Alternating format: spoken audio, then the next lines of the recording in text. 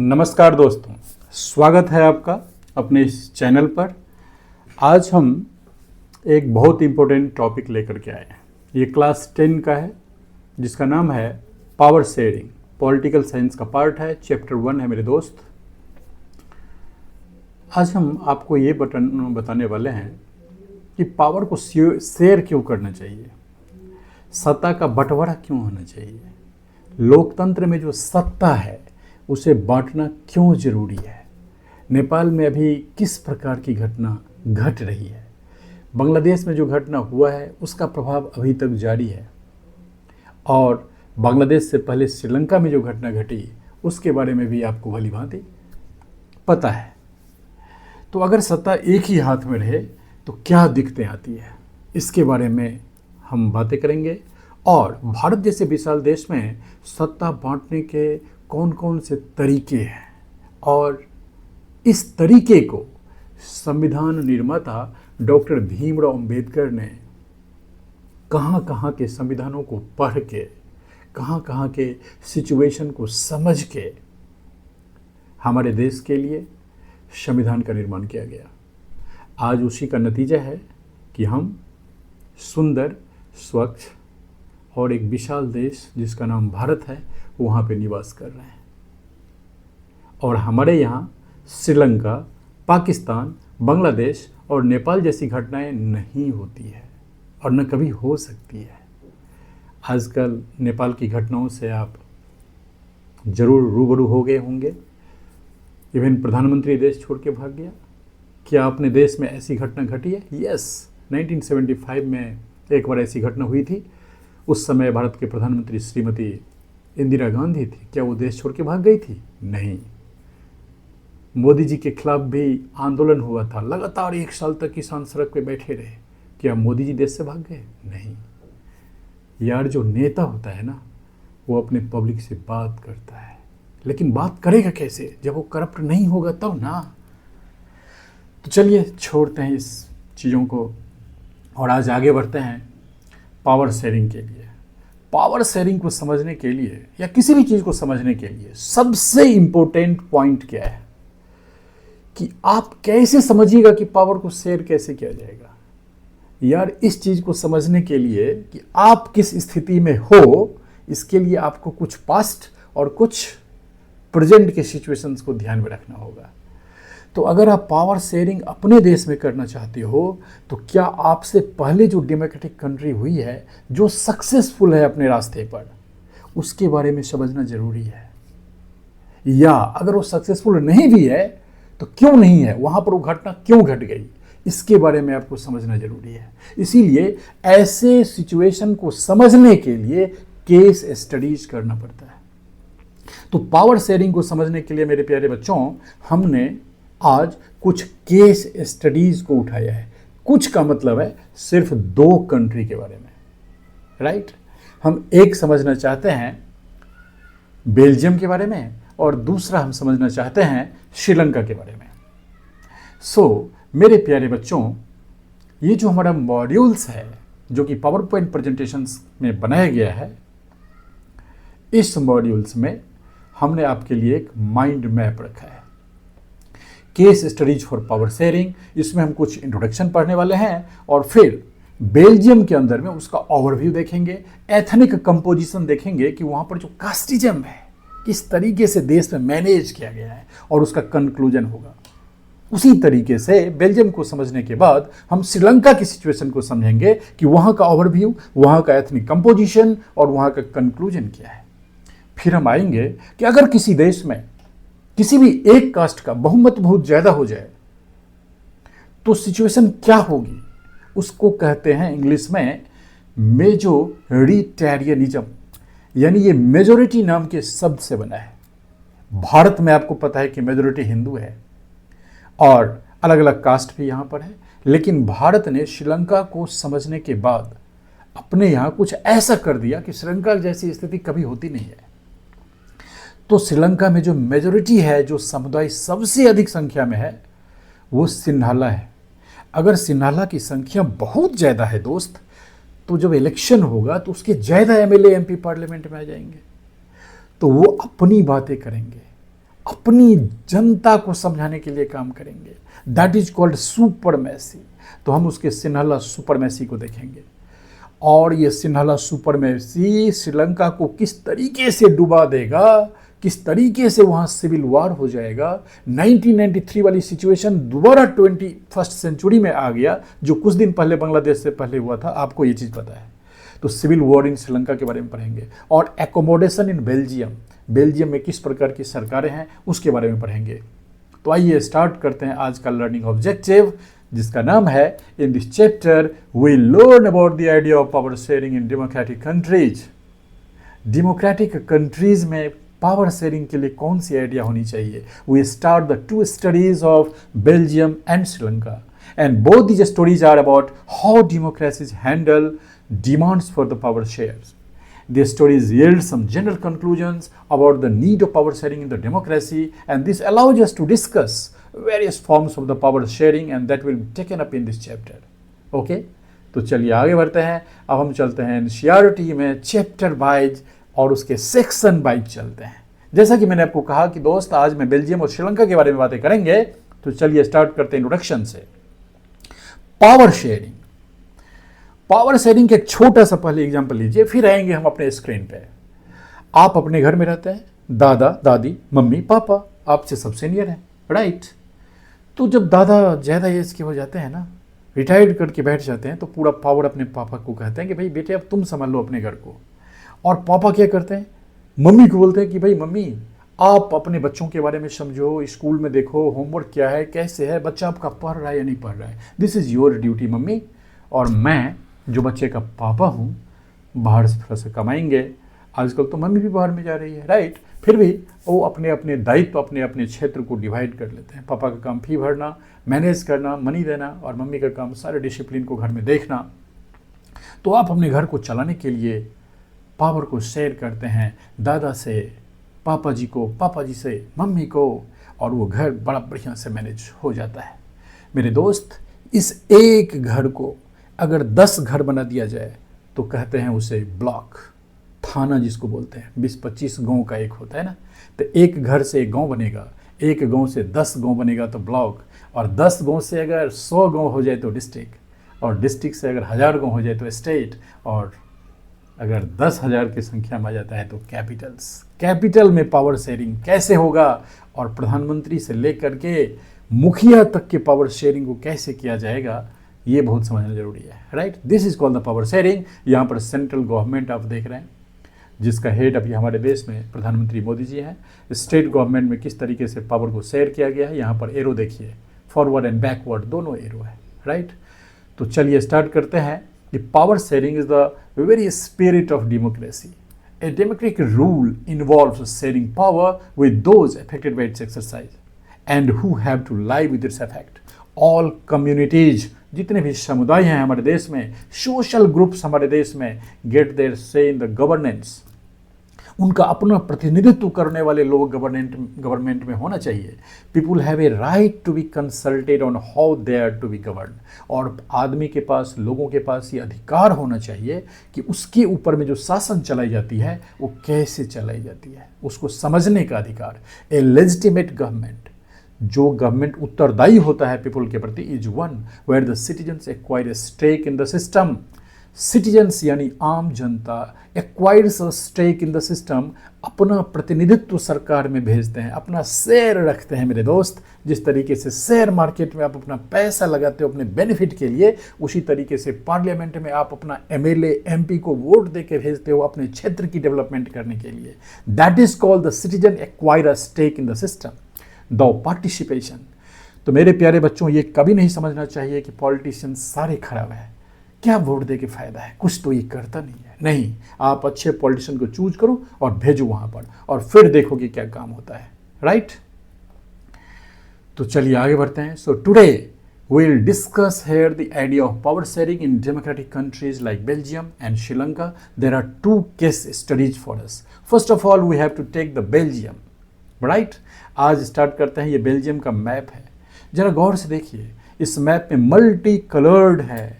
पहला कलर जो आप ये देख रहे हैं, भगवा कलर जिसको बोलते हैं, ब्रसेल्स कैपिटल रीजन है ये यहाँ पर छोटा सा है।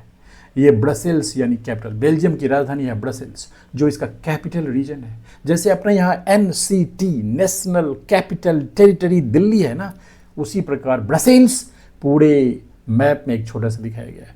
दूसरा आता है ये वेलेन एंड वेलोन रीजन, जो कि फ्रेंच स्पीकिंग है, यहाँ पर सारे लोग फ्रेंच बोलते हैं। येलो वाले देखिए फ्लेमिश, ये डच स्पीकिंग है, डच लैंग्वेज यहाँ बोला जाता है। और एक देखिए यहाँ पर एक वर्टिकल लाइन से कटा हुआ है जर्मन स्पीकिंग, ये थोड़ा थोड़ा पार्ट यहाँ आपको राइट साइड में दिख रहा है, ये जर्मन स्पीकिंग है। ओके, तो ये कंट्री बेल्जियम है। आप बेल्जियम में देख लिए हैं कि ब्रसेल्स कैपिटल रीजन जो एकदम central part of the Belgium है। दूसरा आपने देखा है वेलाउन रीजन जो कि इधर है, इसमें फ्रेंच स्पीकिंग है। और दूसरा है फ्लेमिश रीजन जिसमें डच स्पीकिंग है और फिर जर्मन स्पीकिंग है। ये सारे एथनिक कंपोजिशंस यहाँ पर आपको मिल गया। आते हैं इसके ओवरव्यू में। What is Belgium? Belgium is a sovereign state in western Europe. आप देख लीजिए, ये यूरोप का वर्ल्ड मैप है। यूरोप का वर्ल्ड मैप में जो यूरोप है वो यहाँ पर दिख रहा है। और इस यूरोप में एक छोटा सा ये कलरफुल स्टेट है जिसे मैंने जूम कर दिया तो ये हो गया बेल्जियम। और इस बेल्जियम जो कि एक सॉवरेन स्टेट है, what do mean by the sovereign state? अरे ऐसा देश जिसके ऊपर में किसी की चलती नहीं चलेगी। अभी कुछ दिन पहले डोनाल्ड ट्रंप बोल रहा था कि मेरे मोदी जी को तो मैंने कहा था कि पाकिस्तान से युद्ध मत कीजिए। झूठ बोल रहा था, इतना बड़ा नेता होकर के मेरे दोस्त। भारत किसी की बात मानेगा क्या? आज तक ऐसा हुआ है? उसमें भी मोदी जी इस बात को मान लेंगे? क्या बात कर रहे हैं आप? लास्ट में मोदी जी ने पार्लियामेंट में आके कह दिया कि हाँ भाई, मैं उसके कहने से तो युद्ध रोका नहीं था पाकिस्तान के खिलाफ। झूठ बोल रहा है ये। तो परिणाम क्या हुआ? एकदम आग बबूला हो गया डोनाल्ड ट्रंप और भारत के ऊपर में ढेर सारे सैंक्शन लगाना शुरू कर दिया। पहले 25%, फिर 26%, फिर ऊपर से और 24 बढ़ा के 50%। अब तो चाइना को भी उसमें साथ ले लिया। पागल हो गया है एकदम, क्योंकि भारत ने उसका बात नहीं माना। कैसे मानेगा यार? हम उसके गुलाम हैं क्या? We are a sovereign state. तो जो सॉवरेन स्टेट है ना मेरे दोस्त, वो किसी की बात नहीं मानता। अंडरस्टैंड? और ये कैसे होगा जब आप किसी की बात नहीं मानोगे? जब आप सेल्फ डिपेंडेंट होगे, जब आप किसी के अंदर में नहीं होगे। और ये कैसे संभव है कि सेल्फ डिपेंडेंट कैसे हो गए? अरे इंटरनल पावर बढ़ाना पड़ेगा, सारा प्रोडक्शन अपने देश में करना पड़ेगा, जीडीपी बढ़ाना पड़ेगा। और जीडीपी कैसे बढ़ेगा? सरकार काम करके बढ़ाएगी क्या? नहीं, हम और आप एक दूसरे से पढ़ के काम करके बढ़ाएंगे, अधिक से अधिक अर्न करके जीएसटी पे करेंगे, सरकार अपने आप आगे बढ़ेगी। और तभी मेरा सॉवरेनिटी मजबूत रह पाएगा। तो समझ में आ गया होगा आपको ये शब्द कि सॉवरेन स्टेट का मतलब क्या होता है? जो किसी की बात में नहीं आएगा, किसी की बात नहीं मानेगा, अपना काम करेगा। So Belgium is a sovereign state in the western Europe. Its area is smaller than the state of Haryana in India. हमारे देश में 28 स्टेट्स है। हरियाणा जो दिल्ली के बगल में है, छोटा सा स्टेट है, उस स्टेट के लगभग कंपैरिजन में पूरा बेल्जियम कंट्री है। सोचिए, देखिए ये कोई मजाक की बात नहीं है। भारत के जितने स्टेट्स हैं ना, उससे बहुत छोटे छोटे स्टेट कहाँ पर है? वेस्टर्न यूरोप नहीं, बल्कि पूरे यूरोप में जो अलग अलग कंट्री है ना, वो हमारे देश के राज्य से भी छोटा है। और फिर भी यार वो कहता है कि मैं डेवलप हूँ। सोचने वाली बात है, कुछ तो यार करो। पढ़ाई बढ़िया से करेंगे तो सब हो जाएगा। It's area is smaller than the state of Haryana in India. It has a border with France, Netherlands, Germany and Luxembourg. देख रहे हैं आप इस मैप में, नीदरलैंड्स जो कि बेल्जियम के नॉर्दर्न साइड में है, जर्मनी जो कि ईस्टर्न साइड में है, और लग्जमबर्ग। कमाल की चीज़ है ना, लग्जमबर्ग एक देश भी है और लग्जमबर्ग एक प्लेस भी है, बाद में बात करेंगे। ये यहाँ पर साउथ ईस्ट कॉर्नर में आपको दिख रहा है, और जो फ्रांस है ये साउथ वेस्ट कॉर्नर में। अंडरस्टैंड? चलिए आगे बढ़ते हैं। It has a population of little over 1 crore. 1 crore का मात्र पॉपुलेशन है यार इसके। दिल्ली का 1/3, दिल्ली में लगभग 3 करोड़, उसका पॉपुलेशन लगभग 1 करोड़ पूरे देश में।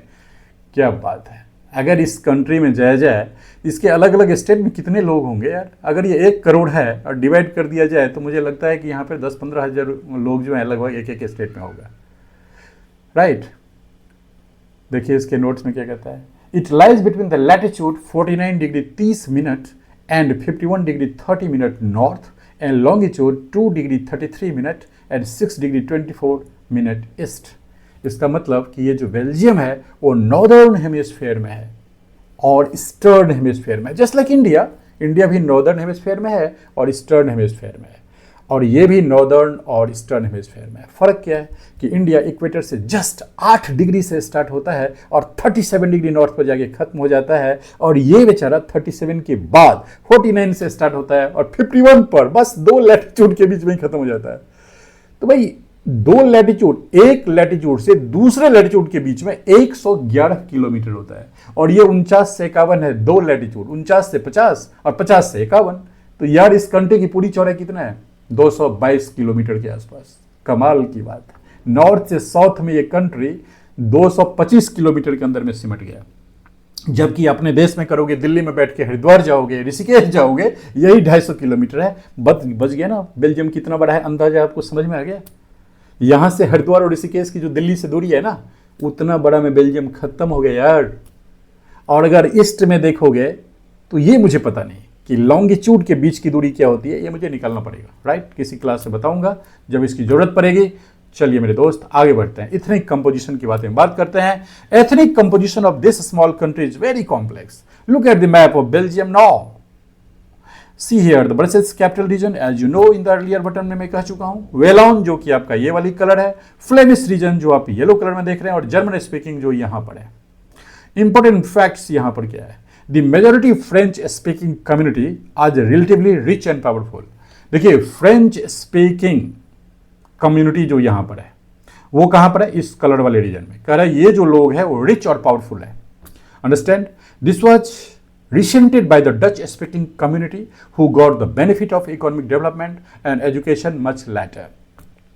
ठीक है, लेकिन डच स्पीकिंग जो है थोड़ा सा इससे पीछे है, और ये इसके बाद में डेवलप किया है अपने आप को। This led to the tension between Dutch speaking and French speaking. इसके चक्कर में यहाँ पर एक टेंशन हो गया था। कब? 1950 से 1960 के बीच में। दोबारा वहां पर नहीं हुआ। आखिर वो नेता ने कैसे इस देश को संभाला? देखिए एक ऐसा कंट्री जिसमें आधे लोग जो कि डच स्पीकिंग में है और आधे लोग जो कि फ्रेंच स्पीकिंग में है, कंट्री आसानी से 2 पार्ट में बढ़ सकता है, बट कभी ऐसा हुआ नहीं। 50 से 60, 1950 से 1960 में जो घटनाएं घटी उसके दोबारा नहीं हुआ। क्यों नहीं हुआ? समझिए इस बात को। आते हैं इसके कंक्लूजन पर। द डच कम्युनिटी को take advantage of its, sorry इसमें देखिए तो ब्रसेल्स कैपिटल रीजन यहां पर हमने छोड़ दिया पढ़ना, यहां पर आते हैं। The ethnic composition of this small country is very complex. Look at the map of Belgium now once again. In the capital city Brussels, 80% people speak French। तो अब आप इस मैप में जो देखे थे उसमें फ्रेंच स्पीकिंग आपको नीचे था और डच स्पीकिंग ऊपर था। ओके, याद रखिए इस बात को। तो कह रही जो फ्रेंच स्पीकिंग है ना, ये 80% people speak French, while 20% are Dutch. Okay, तो ये स्थिति है आपका जो कि आप इस पाई मैप में देख रहे हैं, पाई चार्ट में। उसके बाद आता है वेलॉन रीजन। इसमें देखिए another 40% people live in the Wallon region, okay, and speak French। Wallonia region speak French। अब आप आते हैं इसमें Flemish region. The ethnic composition of this small country is very complex। Of the country's total population 59% lives in the Flemish region and speaks Dutch language। तो 59% lives in the Flemish region। ठीक है, ये जो reason है that is called the Flemish region, इसमें Dutch रहता है। Okay, और वेलॉन रीजन आपका ये रहा जिसमें कि 40% लोग, तो 59 वहाँ पर, 49 यहाँ पर, और जर्मन में आपको 1%, remaining 1% of the Belgium speaks German. तो आपने इसके एथनिक कंपोजिशन और डिस्ट्रीब्यूशन को यहाँ पर देख लिया। फाइनल कंक्लूजन में आइए। The Dutch community could take advantage of its numeric majority. कि जो डच कम्युनिटी है वो अपना एडवांटेज ले सकता था न्यूमरिक मेजॉरिटी का, and force it's will on the French, और फ्रेंच पर वो अपना पावर दिखा सकता था कि हम ज़्यादा संख्या में हैं तो इसीलिए जो हम चाहेंगे वही होगा। And German speaking population in the Belgium, so this would push the conflict among the communities further. और ये हो सकता था कि इस तरीके का व्यवहार जो है मेजोरिटी वाली सिचुएशन, उससे वहाँ के कम्युनिटीज में आपसी दरार हो जाता, कंट्री में डिवीजन वाली सिचुएशन प्रोड्यूस हो जाती है, कंट्री के अंदर में सिविल वॉर वाली सिचुएशन प्रोड्यूस हो जाती है, जो आज नेपाल में हुआ, जो कुछ दिन पहले बांग्लादेश में हुआ, और उससे पहले श्रीलंका में हुआ। बट ऐसा कुछ नहीं हुआ। This could lead to a very messy partition of the country. Both sides would claim control over the Brussels. ये चाहता येलो वाला रीजन जो कि फ्लेमिश रीजन है, वो चाहता कि ये जो ब्रसेल्स कैपिटल है इसको मैं अपने अंदर में कर लूँ, या वेलॉन रीजन में फ्रेंच स्पीकिंग चाहता कि मैं अपने अंदर में कर लूँ। ऐसा क्या हुआ, देखते हैं आगे। नहीं हुआ ना, रिजल्ट यह है नहीं हुआ, बट आगे आएगा। पहले आप देखिए श्रीलंका की सिचुएशन को। श्रीलंका का ये मैप आपके सामने है, मल्टी कलर्ड मैप है। इसमें देखिए येलो वाली क्षेत्र ये सिन्हालीज है, मोस्ट ऑफ दी जगह पर सिन्हालीज है। ये पिंक वाली क्षेत्र देखिए श्रीलंका, जो कि श्रीलंकन तमिल है। श्रीलंका में रहने वाले जो तमिल भाषा बोलते हैं। क्यों भाई? क्योंकि पता है ना आपको, श्रीलंका हमारे तमिलनाडु से सटा हुआ है, थोड़ी सी दूरी आगे है ना। तो यहाँ पर ये श्रीलंकन तमिल है, और फिर थर्ड है इंडियन तमिल, जो आप यहाँ पर देख रहे हैं, जो तमिलनाडु से जाकर के श्रीलंका में रहने लगा, that is the Indian Tamil.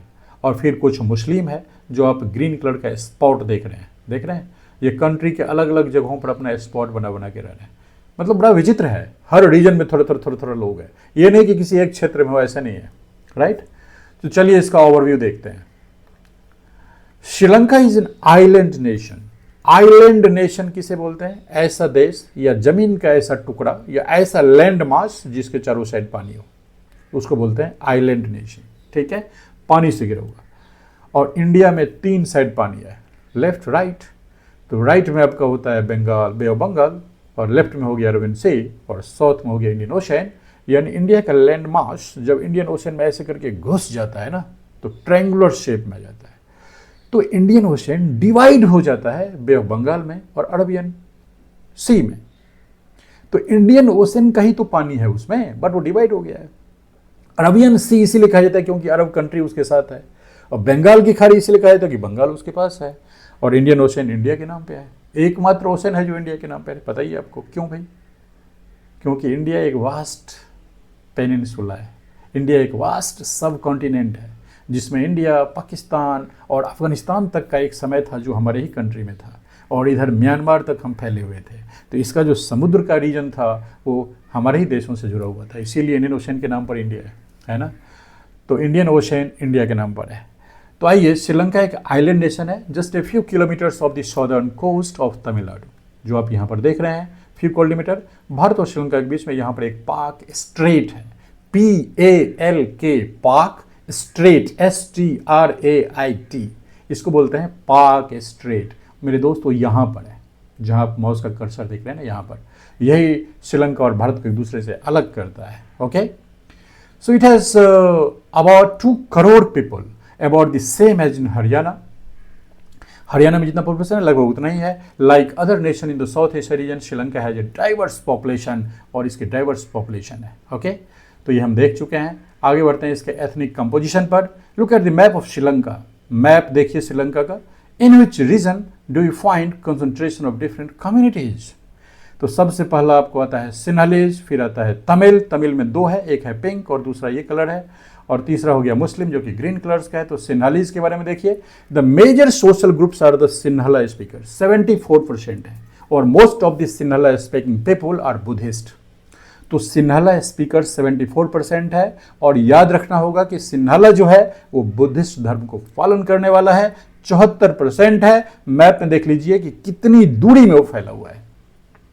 Okay, next आते हैं तमिल के बारे में समझने के लिए। द तमिल स्पीकर जो है बेटे वो 18% है, और अमॉन्ग तमिल्स देयर आर 2 सब ग्रुप्स। एक है Tamil natives of the country are called Sri Lankan Tamil, जो कि वहीं पैदा हुआ वहीं रहा, तमिल भाषा जानता है, और 13% उसका पॉपुलेशन है। एंड दूसरा है इंडियन तमिल, जो कि 5% है, और most of the Sinhala speaking people are Buddhist, ये आपको पता है। तो 18% टोटल हो गया। 13% ऐसा तमिल जो श्रीलंका में ही पैदा हुआ, और 5% ऐसा तमिल जो इंडिया का रहने वाला है लेकिन श्रीलंका में मूव कर गया, ओके, माइग्रेट कर गया। तो most of the Sinhala speaking people are Buddhist, ये हमें पता है। तो आप यहाँ पर देख लिए हैं कि तमिल 18% है टोटल, लेकिन तमिल जो टोटल 18 है उसको हमें फिर एक एक्सटेंड कर दिया है पाई चार्ट से। यहाँ पर इंडियन तमिल को 5% और श्रीलंकन तमिल को 13%। तो ये टोटल हो गया पाई चार्ट में 13 और 5 18%, या 18% 100% तमिल को शो कर रहा है, ये हमने देख लिया। Now the Sri Lankan Tamils are concentrated in north. ये देखिए नॉर्थ रीजन में ये है, नॉर्थ और ईस्ट में ये फैला हुआ है, pink colour, and the east of the country. The rest whose forefathers came from India, जिनके ग्रैंडफादर्स ग्रैंडमदर इंडिया से माइग्रेट करके चले गए वहां पर, as a plantation workers during the colonial period. Plantation worker और कॉलोनियल पीरियड दो बातें हैं, यहां पर कुछ समय मैं इस पे लगाऊंगा। कॉलोनियल का मतलब होता है ऐसा कंट्री जिस पर किसी दूसरे का अधिकार हो, कॉलोनियल। सिंपल सा एग्जांपल पे समझो ना यार, अगर मान लो कि आप किसी के घर में रेंट पर रहते हो तो आप अपने घर में जो रहते हो उसका आपको रेंट पे करना पड़ता है, राइट। उसी तरीके से जब पहले अंग्रेज यहां पर आते थे तो हमें अपने ही प्रॉपर्टी का टैक्स उसको देना पड़ता था एज ए रेंट। ओके, तो इसको कॉलोनी से समझो ना, किसी के मकान में रहते हो, रेंट पे करते हो, जस्ट लाइक ए कॉलोनी, ठीक है। अगर मान लो बिजली बिल पे कर रहे हो, ये कर रहे हो, वो कर रहे हो, ढेर सारे आप घर के बारे में सोच रहे हो, है ना। लेकिन अगर आपके ऊपर में कहा जाए कि भाई हम आपके खेत से भी आपका टैक्स लेंगे, तो ये जस्ट लाइक ए कॉलोनी हो गया, है ना। उपनिवेश इसको बोलते हैं। वो आएगा, कुछ नहीं करेगा, आपके आमदनी को ले जाएगा, right. Are called Indian Tamils. तो कॉलोनियल पीरियड में ये चीज़ होता था। समझ में आ गया आपको ये चीज़। चलिए नेक्स्ट पॉइंट अब आएगा Muslim. There are about 8% Muslims. तो श्रीलंका में ये जो ग्रीन कलर का स्पॉट देख रहे हैं ये मुस्लिम है 8%। कंक्लूजन पे आ जाइए। The Sinhala community enjoyed an even bigger majority and could impose its will on the entire country, right. तो सिन्हाला कम्युनिटी इंजॉयड करता है बिगर मेजोरिटी, सबसे अधिक संख्या 74% के साथ, and could impose its will. और वो क्या करता है, इम्पोज करता है। जैसे अभी हमारे ऊपर में टैक्स लगा दिया डोनाल्ड ट्रंप ने, इम्पोज कर दिया टैक्स, यानी उसके ऊपर में ज़बरदस्ती दे देना। तो उसी तरीके से सिन्हाला कम्युनिटी अपने ही देश में जो लीडर है, पार्लियामेंट में जाने वाले एमएलए और एमपी, उसको अपना पावर दिखाता है कि भाई मेरे लिए काम करो। इम्पोज करता है अपना विल कि मेरी इच्छा ये है इसीलिए तुम्हें ये करना पड़ेगा। ऐसा नहीं होना चाहिए, राइट। क्योंकि एक बार किसी क्षेत्र से कोई एमएलए एमपी जीत जाता है ना, तो उसे ये नहीं सोचना चाहिए कि उसको वोट किसने दिया, सारी जनता उसके लिए बराबर है। जनता को तो अधिकार है ना संविधान के द्वारा को किसको वोट दे किसको वोट ना दे। लेकिन जब आप जीत जाते हैं तो सबके लिए बराबर है। अगर मोदी जी को किसी ने वोट दिया और किसी ने वोट नहीं दिया, तो क्या मोदी जी सबके लिए अलग अलग काम करेंगे? नहीं। मोदी सड़क बनाएंगे तो क्या सड़क में अलग अलग लोगों के लिए बनेगा? नहीं, सारे लोग उसी पर जाएंगे। पुल बनेगा तो सारे लोग उसी पर जाएंगे, राइट। इसीलिए अच्छे नेता को ये स्वभाव नहीं है अच्छा नेता का। तो चलिए मेरे दोस्त अब आते हैं मेजोरिटेरियनिज्म इन श्रीलंका। अगर सिन्हाला कम्युनिटी बहुत ज्यादा है तो परेशानी क्या है, देख लीजिए परेशानी का फिगर, जलता हुआ बिल्डिंग। आइए Sinhala supremacy. Sri Lanka emerged as an independent country in 1948। मेरा देश भारत इंडिपेंडेंट हुआ 1947 15 अगस्त को, और श्रीलंका एक साल के बाद 1948 को। याद हो गया। The leaders of the Sinhala community sought to secure dominance over the government by virtue of their majority। क्या मतलब हुआ कि सिन्हाला समुदाय जो था sought खोज रहा था, secure dominance यानी सरकार पर अपना आधिपत्य, सुरक्षित आधिपत्य, by virtue of their majority। क्यों? क्योंकि उसकी संख्या बहुत ज्यादा था, इसलिए ऐसा नहीं करना चाहिए उसे, राइट। आगे बढ़ते हैं अब। एज ए रिजल्ट, अगर उसने ऐसा सोचा और जनता और इस तरीके से सरकार पर अपना दबाव बढ़ाया, परिणाम क्या हुआ? एज ए रिजल्ट परिणाम क्या हुआ? The democratic elected government adopted A series of majoritarian measures. सरकार दबाव में आ गई, जनता के सामने झुक गई। 74% श्रीलंकन कम्युनिटी जो सिन्हाला है उसके सामने घुटने टेक दिया सरकार ने, और उन लोगों ने जो कहा सरकार ने वही कर दिया, और टू एस्टैब्लिश सिन्हाला सुपरमेसी। और सिन्हाला ने जो कहा सरकार ने कर दिया। That is called the Sinhala supremacy. समझ में आ गया होगा आपको। तो मेजोरिटेरियनिज्म का डेफिनेशंस क्या है मेरे दोस्त, ये पूछेगा एग्जाम में यार, स्कूल में। A believe that the majority community should be able to rule a country. जो मेजोरिटी कम्युनिटी है वो ऐसा योग्य हो जाता है सरकार चलाने में कि जो कहेगा वही करेगा, by disregarding the wishes and needs of the minority. और जो कम परसेंटेज के लोग हैं, जैसे 18% तमिल और 8% जो श्रीलंकन है, उसकी बात नहीं चलेगी, उसका बात कोई सुनेगा नहीं। तो 18 और 8 ये 26% नुकसान करेगा ना देश को। अगर 26% रास्ते में निकल गया, 100 में से 26 लोग रास्ते पे आ गया, तो बाकी 74 लोग क्या करेंगे? अपने घर को सेव कर पाएंगे? 26 लोग। तो सोचिए, इसीलिए नुकसान है। 1956 an act was pass to recognise Sinhala as the official language. यही तो सुपरमेसी है। सिन्हाला ने कहा कि जो भाषा मैं बोलता हूं ना वही भाषा ऑफिस में करो, उसी भाषा में स्कूल में पढ़ाओ, उसी भाषा में सारी दुकान पर नामें लिखो, उसी भाषा में रेलवे स्टेशन पर नाम लिखो, उसी भाषा में बस स्टैंड पे नाम लिखो। जहां जाएगा सब जगह क्या दिखाई देगा? सिन्हाला सिन्हाला सिन्हाला। और हर जगह मंदिर में कौन सा धर्म होगा? बुद्ध धर्म। अरे बाकी लोग अपना धर्म नहीं करेगा क्या? सेकुलर कंट्री नहीं बनने दोगे क्या? क्या ये अरबियन कंट्री की तरह सारे एक ही साथ की हम, और पाकिस्तान की तरह कि हम इस्लाम को फॉलो करेंगे, दूसरे को तो धर्म बनाए नहीं देंगे? अरे यार, इस दुनिया में डिफरेंट लोग हैं, डिफरेंट कंट्रीज है, डिफरेंट पीपुल्स है, सबकी अलग सोच है, सबका अलग खान पान है। जो जैसे रहता है रहने दो ना, आगे बढ़ो ना, काम करो ना, कौन सा यहां से उठा के ले जाना है ऊपर? Understand? So in 1956, an act was passed to recognize the Sinhala as the only official language and thus disregarding the Tamil. यही सिचुएशन वहां का सबसे बड़ा प्रॉब्लम हुआ। अंडरस्टैंड? नेक्स्ट पॉइंट पे आइए। The governments followed preferential policies that favoured Sinhala. Government ने वैसा ही कानून बना दिया जो सिन्हाला को फेवर करेगा। Applicants for the university position and the government jobs, government job में सिन्हाला फॉर्म भरेगा, हो जाएगा, दूसरे का नहीं होगा। आरक्षण बढ़ा दिया ना।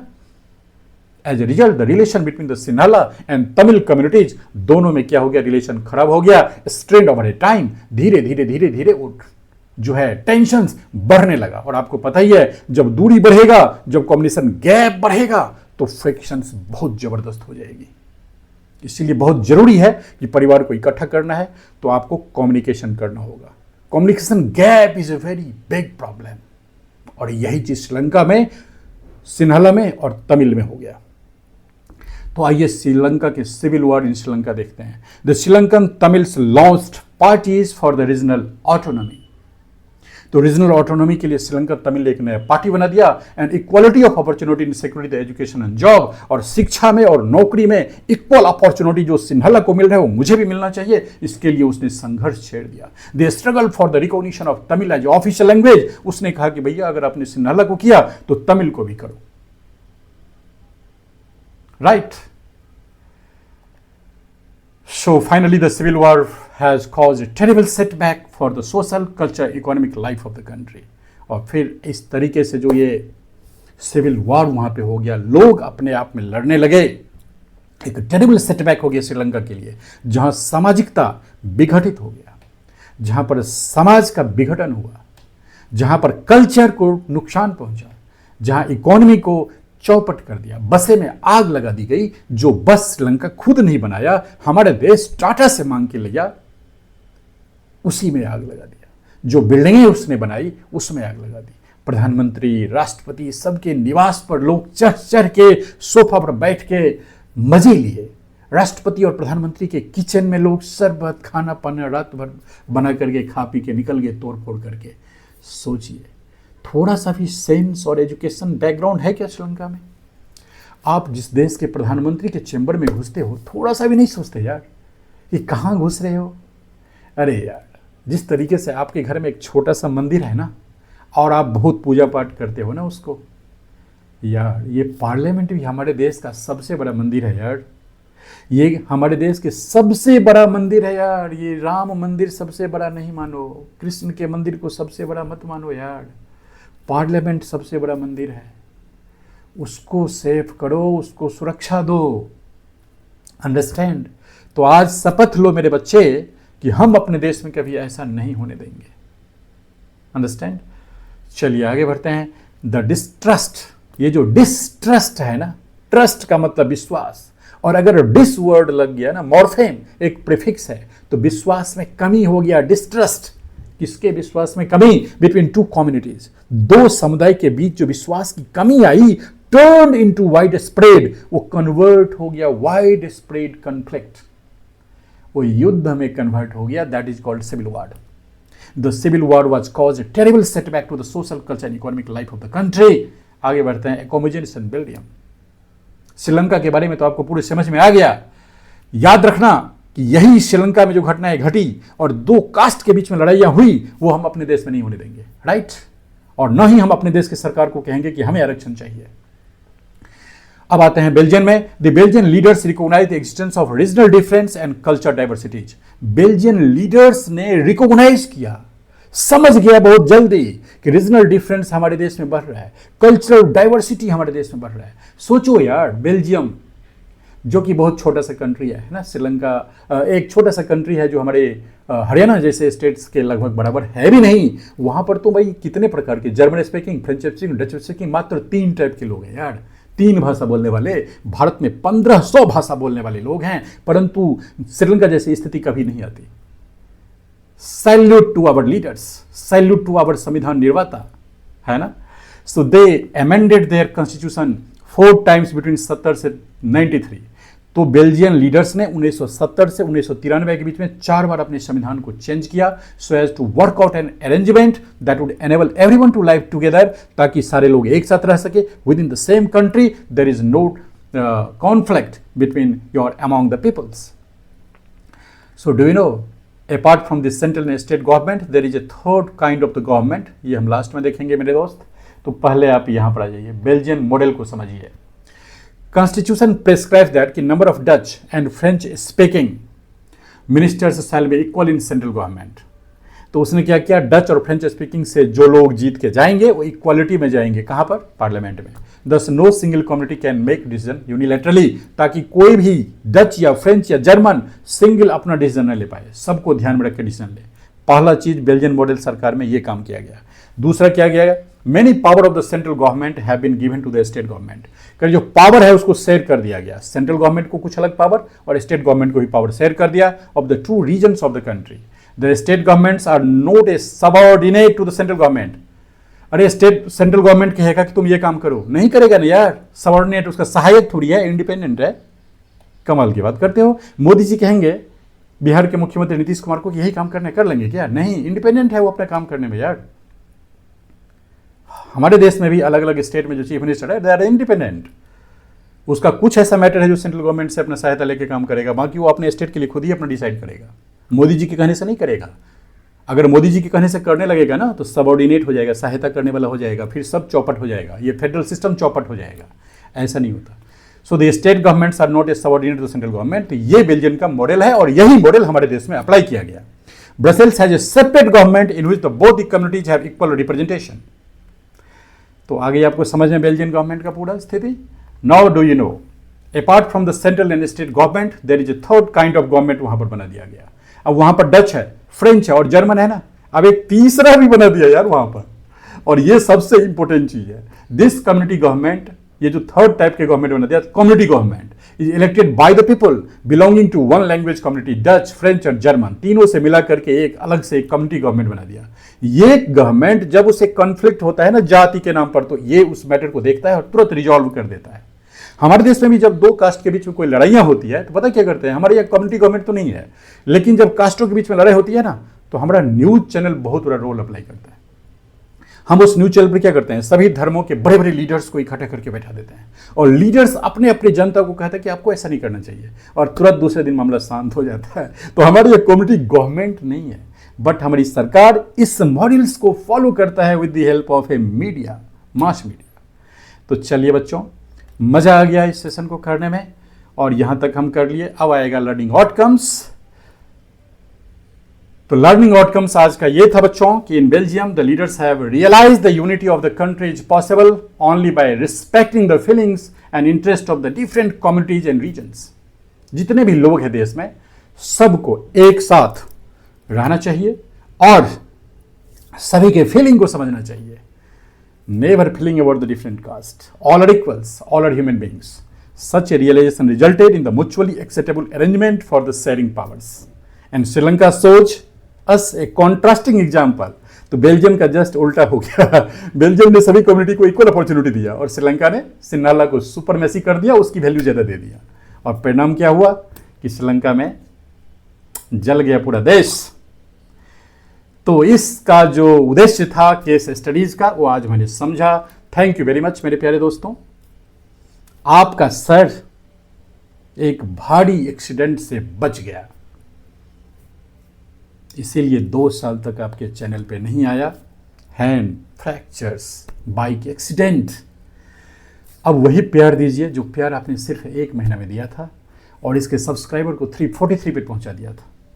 जल्दी से इसको पहुंचाइए। सारे जॉब छोड़ दिया, रेजिग्नेशन डन, अब कहीं नहीं जाना, इसी पे काम करना है, चाहे जो हो जाए, भूखे रहें या जैसे भी हो। आप शेयर कीजिए। Okay, thank you very much to listen me.